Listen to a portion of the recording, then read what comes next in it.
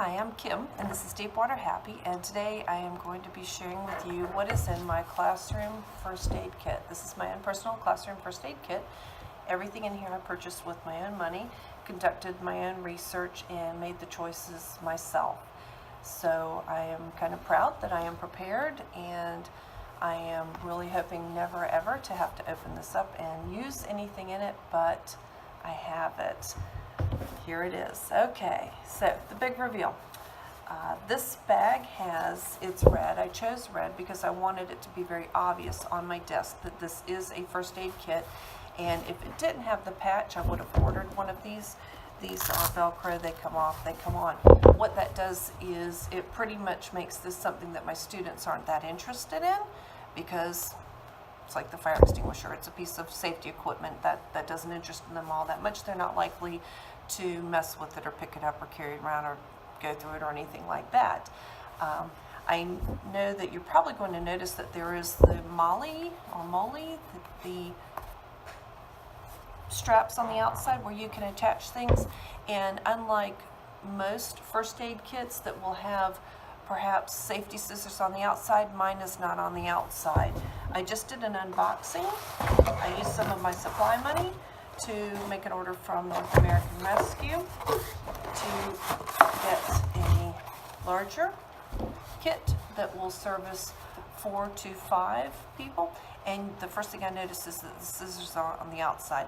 And in your vehicle or on your boat or anything like that, that's probably a great place for the scissors to go, because that's the thing you might be reaching for first in order to deal with removing some clothing. However, in a classroom, scissors are considered a consumable because we go through so many of them. I don't know where they go, they disappear. And so I didn't want the scissors on the outside of my classroom first aid kit because there'd be a good chance that they would be borrowed and they might not come back. Also, the type of scissors that are in here are very different from the scissors I need in my classroom. So without any further ado, there is a snap on the outside that opens, and this bag is a little bit smaller than a football, and I've always thought that it's easily portable, but it's also small enough that if our school resource officer is running through, they know that this is in my classroom, they can grab it and go.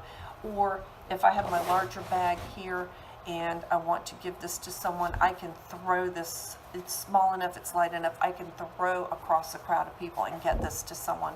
And that was another reason for choosing this size.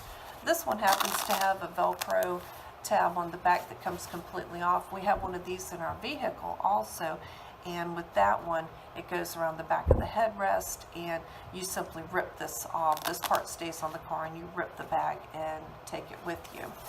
I don't really have a need for that here in the classroom. I could remove that. I just haven't, because the strap that goes all the way around is attached to it as well. So once I open it up, and everything's going to come flying out of here because I've got it really tightly packed, because it doesn't bother me that it's tightly packed. Once I open it up and need it, I'm going to need it.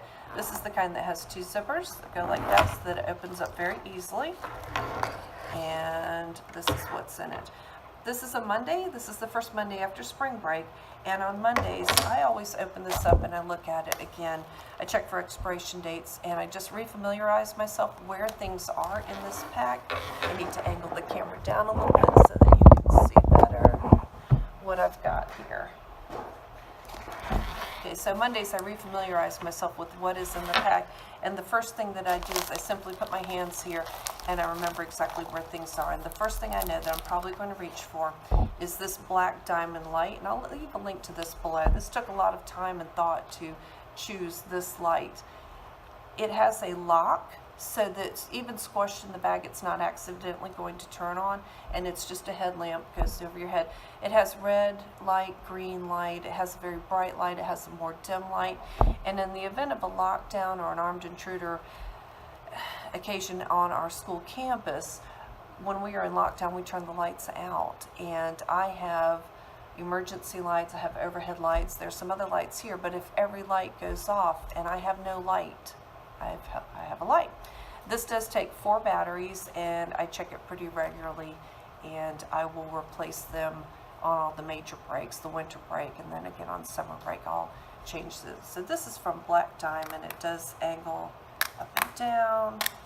It's probably waterproof. I could check that, which is an important thing because if the sprinklers are going off, I'm going to need something that's waterproof, but I believe it is. It has a really fancy clasp, almost like a Pelican case with a seal around it, and that protects the batteries in there. So that's my light from Lifetime. The next thing, I just added this recently. My dive and cycling partner Bill picked these up for me. Every payday we buy something, and these are crinkle gauze bandage rolls, and we simply ordered a lot of this online. I'm always worrying about ordering online. There have been instances where things like tourniquets, there could be fakes or dupes, and you want the real thing. So I'm always making sure that my tourniquets actually do come from North American Rescue. So this is crinkle gauze bandage roll, a lot of that. Got 4 of those in here.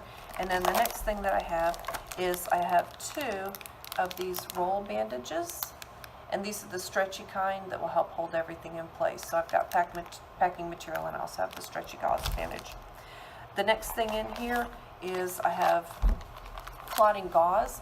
In the crisis medicine course that I'm taking, Dr. Schertz says that this is sort of, that the quick clot is sort of like fairy dust, and he didn't necessarily have the best results or most consistent results using it. I had already purchased this, it's already in my bag, and so in the event that I need it, I'm just going to reach for it and use it, and also use everything else. And chest seals, I have 2 packs in here. These are both twin packs. That means there's 2 in here, there's 2 in here. I'm not going to open these up, but I have watched videos where they do open them up so that you can see exactly what you've got in there. And I've looked at them, and you can use the 4 chest seals, plus you have 4 ends of plastic that you can also use for chest seals. So I can use the scissors that are in the bag to cut these into even more chest seals if I had to, if there was a neck or a sternum puncture wound. Next thing in here is a roll of duct tape. Bill rolled that for me. You never know when you're going to need duct tape, but when you need it, you need it. I have gloves in here.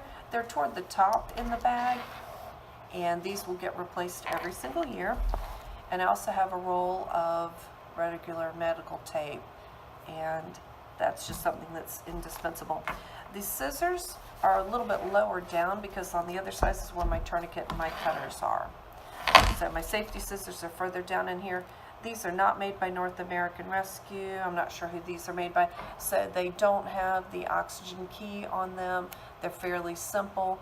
They have a little safety piece right there.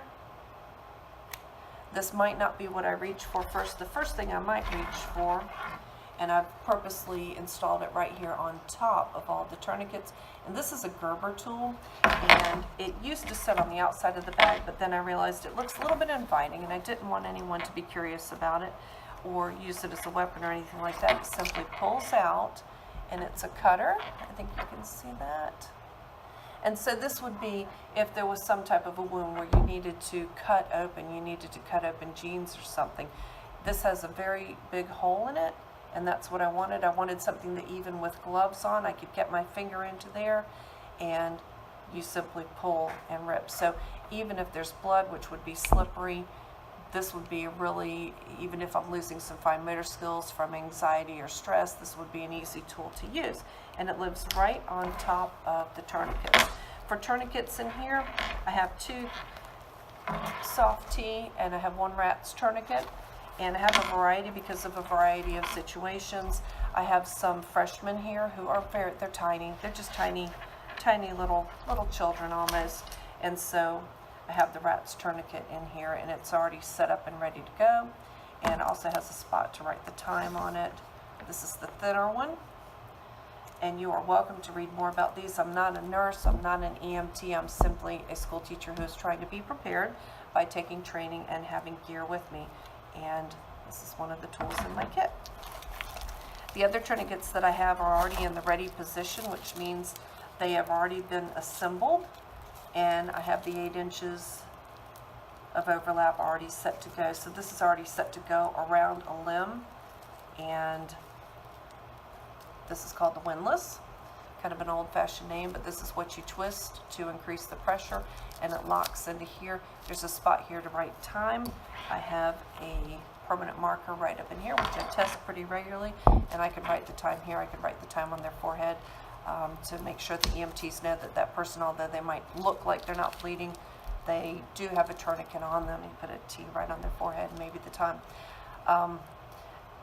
When I was younger, I had always heard bad things about tourniquets, and I think this came from the misconception that if you applied a tourniquet, that person was definitely going to lose that limb, and that's not really the case. That's been proven that's not really the case, and it could be a leftover, kind of an old wives' tale from World War II, when people with tourniquets weren't bleeding profusely, and so they might be set aside for someone who was bleeding, and because they were set aside to treat someone else who could get back into the fight faster, then that person did linger too long with the tourniquet, and that could be why there had been amputations due to that. I don't know. All I know is if it's a choice between someone bleeding out in 3 to 4 minutes before someone can get here to help, I'm going to do what I can. So I have 2 tourniquets in here, 2 of this style of the soft T, and then behind here I have 2 thermal blankets, and these are made by, I'll leave a link to the company below. I think you can pick these up all different places, and that's it. That's all that is in my classroom first aid kit. That's it. I don't want a lot of extra things in the kit. I don't want aspirin. I don't want sunscreen. There are a lot of things that I don't need that a school nurse could stock. This kit is completely a stop the bleed kit. This kit is completely designed to stop bleeding if there was some sort of a horrible event at the school, or even if something happened, say someone did fall on a pair of scissors and they punctured an artery, and I know that I'm close to the hospital. I know we're only a couple miles away, but if there was an active shooter, if something were to happen, you are the help until the help arrives. Nobody is going to get here that quickly. The school's going to go on lockdown, the lights are going to be out, and EMTs are not going to come rushing in until the school has been cleared, and that could be 10 minutes probably is the quickest. That's the fastest. And if a human can bleed out in 3 to 4 minutes, then it's up to you. It's up to you to be prepared. So I urge you to prepare your classroom, get the supplies that you need, and also get training. Crisis medicine is one good place to get training. Department of Homeland Security has training. I'll leave all those links below. There's free training, there's training that costs a little bit, there's in-person training, there's online training.